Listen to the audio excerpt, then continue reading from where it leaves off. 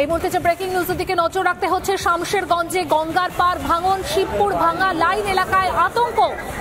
তলিয়ে গেল 3টি বাড়ি এবং গাছপালা, দেখতে পাচ্ছেন সেই ছবি। 3টি বাড়ি তলিয়ে গেল গঙ্গাতে। শামশেরগঞ্জে গঙ্গার পারে ভাঙন, 3টি বাড়ি সহ গাছ তলিয়ে যায় গঙ্গাতে। আতঙ্কে এলাকা ছাড়ছেন গ্রামবাসীরা। গোটা গ্রাম গঙ্গার গ্রাসে যাওয়ার আশঙ্কা করছেন গ্রামবাসীরা। সেই এক্সক্লুসিভ ছবি আমরা দেখাচ্ছি, যেখানে 3টি বাড়ি এবং গাছপালা গঙ্গায় তলিয়ে যায়। শামশেরগঞ্জে গঙ্গার পারে ভাঙনের ছেড়ে এই ঘটনায় শিবপুর ভাঙা লাইন এলাকায় আতঙ্ক ছড়িয়েছে। আতঙ্কে এলাকা ছাড়ছেন গ্রামবাসীরা। গোটা গ্রাম গঙ্গার গ্রাসে চলে যেতে পারে, তলিয়ে যেতে পারে, এমনটাই আশঙ্কা করছেন গ্রামবাসীরা। শামশেরগঞ্জের ঘটনা, শামশেরগঞ্জে গঙ্গার পার ভাঙন, আর সেই ভাঙনের ছেড়ে শিবপুর ভাঙা লাইন এলাকায় তলিয়ে গেল বাড়ি এবং গাছপালা। দেখতে পাচ্ছেন সেই ছবি, কিভাবে গঙ্গার পাড়ে ধস নামছে। গঙ্গার পাড়ের যে মাটি, সেই মাটি আলগা হয়ে ক্রমাগত তলিয়ে যাচ্ছে গঙ্গাতে। তার সাথে বাড়ির সঙ্গে গাছপালাও কিন্তু জলের তলায় চলে যাচ্ছে। সেই ছবি দেখাচ্ছি আমরা। শামশেরগঞ্জের ঘটনা, যেখানে ভাঙন আতঙ্কে এলাকা ছাড়ছেন স্থানীয়রা। তাদের আশঙ্কা গোটা গ্রামটাই তলিয়ে যেতে পারে, যেভাবে ভাঙন শুরু হয়েছে। তলিয়ে গেল 3টি বাড়ি এবং গাছপালা, এবং বারবার স্থানীয়দের দাবি যে ভাঙন রোধে কেন উদাসীন সরকার। শামশেরগঞ্জের গঙ্গাপাড়ের ঘটনা, যেখানে শিবপুর ভাঙা লাইন এলাকায় আতঙ্ক ছড়িয়েছে। গঙ্গাপাড় ভাঙন নিয়ে তলিয়ে গেল 3টি বাড়ি এবং গাছপালা। আতঙ্কে এলাকা ছাড়ছেন গ্রামবাসীরা। তাদের আশঙ্কা গোটা গ্রামটাই তলিয়ে যেতে পারে, যেভাবে গঙ্গাপাড়ের ভাঙন শুরু হয়েছে তাতে গোটা গ্রামটাই তলিয়ে যাওয়ার আশঙ্কা করছেন গ্রামবাসীরা।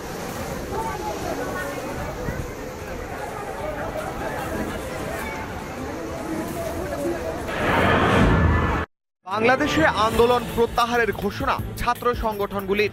বিভিন্ন যে ছাত্র সংগঠনগুলি আন্দোলন শুরু করে বাংলাদেশে, তারা ঘোষণা করে এদিন যে তারা আন্দোলন প্রত্যাহার করতে চলেছে।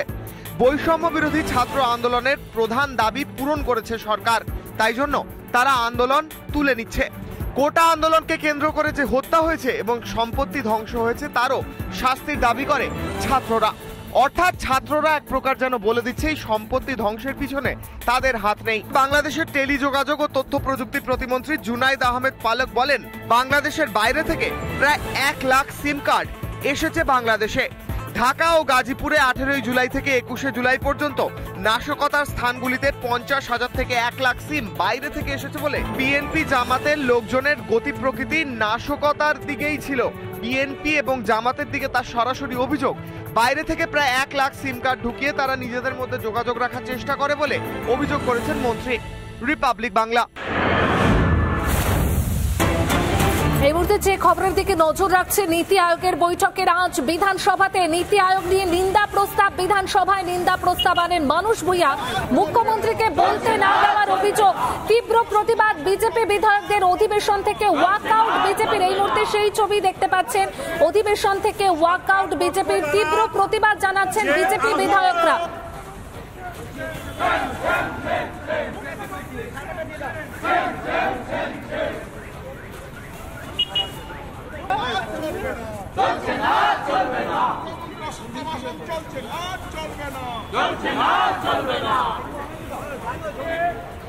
সরকার পক্ষ দ্বারা যে আহত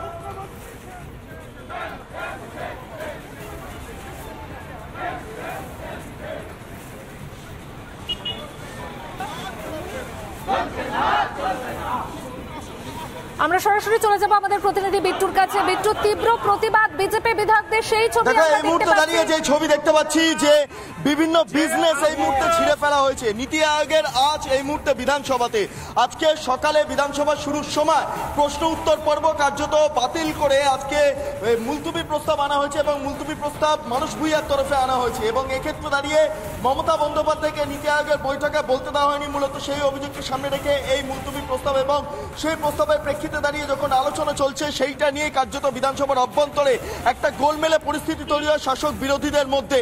এক্ষেত্রে দাঁড়িয়ে শাসক দলের তরফে যখন অভিযোগ করা হয় যে মমতা বন্দ্যোপাধ্যায়কে নীতি আগের বৈঠকে বলতে দেওয়া হচ্ছে না, সেই সময় বিরোধীদের তরফে বক্তব্য এটা উদ্দেশ্য প্রণোদিতভাবে গোটা ঘটনাটা ঘটানো হচ্ছে এবং বাইরে সংবাদ মাধ্যমকে বলে দেওয়া একটা তথ্যকে কেন্দ্র করে কখনো বিধানসভার অভ্যন্তরে মুলতবি প্রস্তাব আনা যায় না। বিরোধীদের তরফে সেই বক্তব্য কার্যত পেশ করা হয়। এর পাশাপাশি তাদের আরও বক্তব্য যে ফিরহাদ হাকিমের যে বক্তব্য বাইরে রেখেছেন তার পরিপ্রেক্ষিতে দাঁড়িয়ে যখন আলোচনা করতে দেওয়া হয়নি বিরোধীদের বিধানসভার অভ্যন্তরে, তখন বাইরে মমতা বন্দ্যোপাধ্যায় যেই বক্তব্য রাখছেন সংবাদ মাধ্যমের সামনে সেইটাকে কেন্দ্র করে কি করে বিধানসভার অভ্যন্তরে আলোচনা করা যায়। অন্যদিকে দাঁড়িয়ে শিখা চট্টোপাধ্যায় সহ অন্যান্য যারা বিজেপি বিধায়করা রয়েছেন, আমি অন্যদিকে দাঁড়িয়ে আরো বিস্তারিতভাবে বলতে যাবো যে শঙ্কর ঘোষ তিনিও কার্যত বলছেন যে এই মুহূর্তে মুখ্যমন্ত্রী যে বিষয়টাকে সামনে রেখে বৈঠক ডাকা হয়েছে বা যে বৈঠকের প্রেক্ষিতে দাঁড়িয়ে কথা বলা হচ্ছে সেটা কোনোভাবে বিধানসভায় আলোচনা করার জন্য নয়। এবং এক্ষেত্রে দাঁড়িয়ে দেখা যায় যে বিজেপির তরফে কিছুক্ষণ বাদেই হাউস থেকে ওয়াকআউট করে তারা বাইরে বেরিয়ে আসেন এবং এই 2 নম্বর গেটের সামনে তারা বিজনেস ছিঁড়ে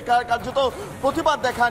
এবং এর পাশাপাশি একটু বোঝাই যাচ্ছে তীব্র প্রতিবাদ বিজেপি বিধায়কদের। ঠিক মমতা বন্দ্যোপাধ্যায় কি বলেছিলেন একবার শুনুন।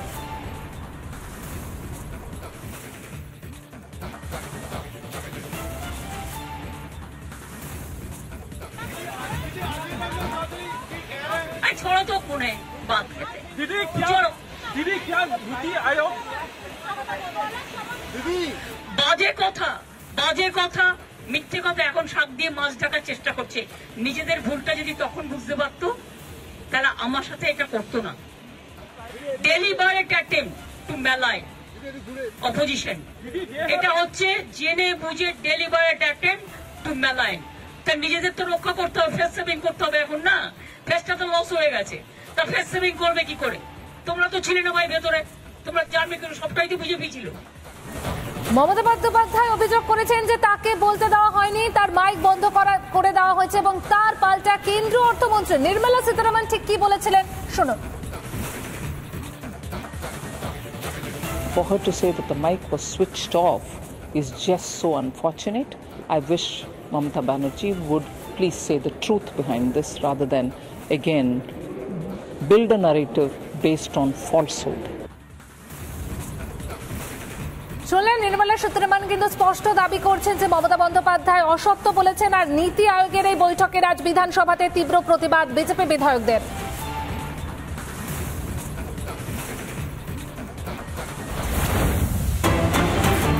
এই মুহূর্তে যে খবরের দিকে নজর রাখছি, রাহুল মুখোপাধ্যায়কে কেন্দ্র করে টলিপাড়ায় পরিচালক বনাম ফেডারেশনের মতানৈক্য এবং সেই মতানৈক্য প্রায় প্রতিদিনই নতুন বাঁক নিচ্ছে। রবিবার আর্টিস্ট ফোরামের তরফে একটি বিজ্ঞপ্তিতে বলা হয় সম্প্রতি শুটিং সংক্রান্ত কিছু অনভিপ্রেত সমস্যার কারণে কাজ ব্যাহত হওয়ার সম্ভাবনা তৈরি রয়েছে। ছোট পর্দার প্রযোজকরাও তাদের বিবৃতিতে ফেডারেশনের বিরুদ্ধে অভিযোগ তুলেছেন। আর আজ থেকে বন্ধ বাংলা সিনেমা ধারাবাহিকের শুটিং অনির্দিষ্টকালের জন্য। তাহলে কি অচল টলিপাড়া? তার কারণ ধারাবাহিকভাবে কিন্তু যেটা জানানো হচ্ছে যে আজ থেকে বন্ধ বাংলা সিনেমার ধারাবাহিক শুটিং। পরিচালক রাহুল মুখোপাধ্যায় তিনি ঠিক কি বলছেন শুনুন। আমি সেই সিনেমাটা শান্তি করে বানাতে চাই, আর আমার কোনো কিছু বলার নেই। বাদ বাকি আমার সিনিয়রেরা আছে, আমার ভাইয়েরা আছে, সবাই আছে, তারা যা বলবে সেটাই আমার ডিসিশন। পরিচালক রাজ চক্রবর্তী তার ঠিক কি প্রতিক্রিয়া, কি বক্তব্য শুনুন একবার। সিনেমার হোক বা ওটিটির হোক, সবাই কিন্তু এখানে তার মতামত দিয়েছে এবং সবাই খুবই সবাই খুব আজকে আপসেট। আজকে সবাই এসছে, দেখেছে রাহুল, একটাই কথা বলা হয়েছে, রাহুল ডিরেক্টর হিসেবে ফ্লোরে গেলে তাহলে কেউ ফ্লোরে আসবে না, টেকনিশিয়ানরা।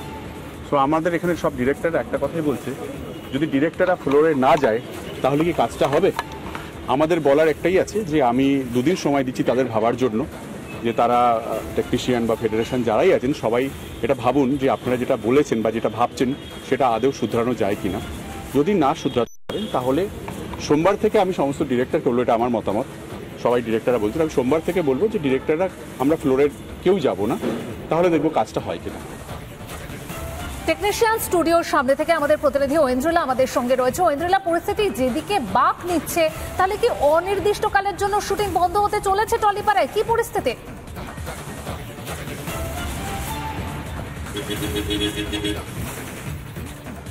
একদমই পায়েল, দেখো এই প্রশ্নই এখন সব থেকে বড় বিষয়, কারণ যেভাবে সকাল থেকে আজকে শুটিং এই জায়গায় বন্ধ রয়েছে, অর্থাৎ টলিপাড়ায় বন্ধ রয়েছে, তা কিন্তু এই প্রশ্নই তুলছে। তোমাকে একটু ছবিটা দেখায়, তাহলে বুঝবে আরও ভালো করে। টেকনিশিয়ান স্টুডিওর সামনে আমি এই মুহূর্তে দাঁড়িয়ে রয়েছি। অন্যান্য দিন এই জায়গাতেই প্রচুর সাধারণ মানুষ যেমন থাকে, তার সঙ্গে কিন্তু এই কলা কুশলীরাও থাকে, কিন্তু আজকে সকাল থেকে যে ছবিটা একদম কার্যত ফাঁকা, একেবারে শূন্য লাগছে, শুধুমাত্র সিকিউরিটিরা তারা বসে রয়েছে। এবং তুমি ছবিটা দেখো, বিশ্বরূপ আমার ভিডিও জার্নালিস্ট ছবি দেখাচ্ছে, একেবারে শুনশান, একেবারে আর কিচ্ছু দেখতে পাওয়া যাচ্ছে না, শুধুমাত্র দুজন সিকিউরিটি তারা বসে রয়েছেন, এইটুকুই। আর এই যে টেকনিশিয়ান স্টুডিওর সামনে যে রাস্তা, তাও কিন্তু কার্যত খালি। চারিপাশে যে দোকানগুলো থাকে সেই দোকানগুলো কিন্তু তারা বলছিলেন, সকাল থেকে আমরা কথা বলছিলাম, তারা বলছেন যে যেভাবে এখানে কলাকুশলীরা আসা বন্ধ করে দিয়েছে, 2-3 দিন ধরে যেরকম অবস্থা চলছে, এই অচলাবস্থা, তাতে কিন্তু সমস্যায় পড়ছেন, তাদের ব্যবসায় ক্ষতি হচ্ছে। আমি আরও একবার ছবিটা দেখে, তাহলে কার্যত স্পষ্ট হয়ে যাবে। এই হচ্ছে টেকনিশিয়ান স্টুডিওর গেট, এই গেট কিন্তু এখন এই মুহূর্তে বন্ধ রয়েছে। আমি একটু সিকিউরিটি দাদার সাথে কথা বলবো। দাদা, বলছি যে এই যে অবস্থা, সকাল থেকে কেউ আসছে, একটু যদি এসে বলেন। দাদা, একটুখানি এগিয়ে এসে বলবেন যে কেউ আসছে কিনা সকালবেলা এখনো পর্যন্ত। যারা সিকিউরিটি রয়েছেন তারা কিন্তু ঘাড় নেড়ে জানাচ্ছেন যে না। আচ্ছা দাদা, গতকাল থেকে কাউকে আসতে দেখেছেন? কবে খুলবে, তাহলে শুটিং কবে থেকে শুরু হবে? কোনো তথ্য আপনাদের কাছে নেই? কবে থেকে শুটিং শুরু হবে তাও বলতে পারছেন না। ফেডারেশনের তরফ থেকে আপনাদের কাছে কোনো চিঠি এসছে? কবে থেকে কেউ আসছেও না, সম্পূর্ণ বন্ধ হয়ে গেল। তাহলে এখানে যারা কাজ করতেন, রোজ টাকা পেতেন, তাদের ক্ষেত্রেও তো অসুবিধা। পায়েল, আমরা এই মুহূর্তে কথা বলছিলাম, তারাও কার্যত জানাচ্ছে যে তারা কি করবে তারাও জানেন না, এবং ফেডারেশনের তরফ থেকে কোনো রকম কোনো চিঠি তাদের কাছে আসেনি বা কোনো স্পষ্ট বার্তা আসেনি। এই মুহূর্তে সকাল থেকে কোনো কলাকুশলী, ডিরেক্টর, অ্যাক্টার্স, একদমই ঐন্দ্রিলা, বোঝাই যাচ্ছে যে একদম খা খা করছে টলিপাড়া। পরিস্থিতি কোন দিকে চায় সেদিকেই কিন্তু নজর রয়েছে সকলের। এবং অভিনেতা দেব, তিনি ঠিক কি বলছেন শুনুন একবার। দুদিন আগে যিনি মহানায়ক সম্মানটা পেলেন, আজকে তারই শুটিং বন্ধ করে দেওয়া হবে। এই ন্যারেটিভটা কি, এই জবাবটা কে দেবে?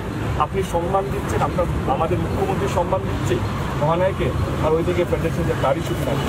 মানে বিশেষ এটা খুবই অসম্মানজনক যে একটা মানুষ যে 40-45 বছর ধরে ইন্ডাস্ট্রিকে বাঁচিয়ে রেখেছে একটা সময় ধরে, আজকে সেই মানুষটার শুটিং বন্ধ হয়ে যায়। ওনার তো এখন বম্বেতে প্রচুর পরিচয়। আজকে যদি আপনাদের মাধ্যমে যখন নিউজটা যাবে, 100টা কোনো ওনার কাছেই আসবে। আই এম শিওর তিনি তার মনের কথা এখন হয়তো মিডিয়ার সামনে সেরকমভাবে বলতে পারছে না, কিন্তু কোথাও না কোথাও কিছু মনের কথাটা বলবে। আর সেখানে যদি তাদের মাথায় যদি এটা ঘটে, বাংলায় কাজ করাটা সহজ নয়, বাংলায় কাজ করাটা কঠিন, এটা খারাপ ন্যারেটিভ হচ্ছে। আমি সবসময় একটাই কথা বলি যে ঠিক সেটা ঠিক, যেটা ভুল সেটা ভুল। আজকে যে এটা হলো সেটা ভুল কোথাও যেন আমার মনে হয়। কাজ বন্ধ করে গায়ের চড়ে মানে একটা ভুল নেগেটিভ তৈরি করাকে আমরা অ্যাগেনস্ট টেকনিশিয়ানস, আমরা অ্যাগেনস্ট তার নিয়ম, আমি সেটা দিই।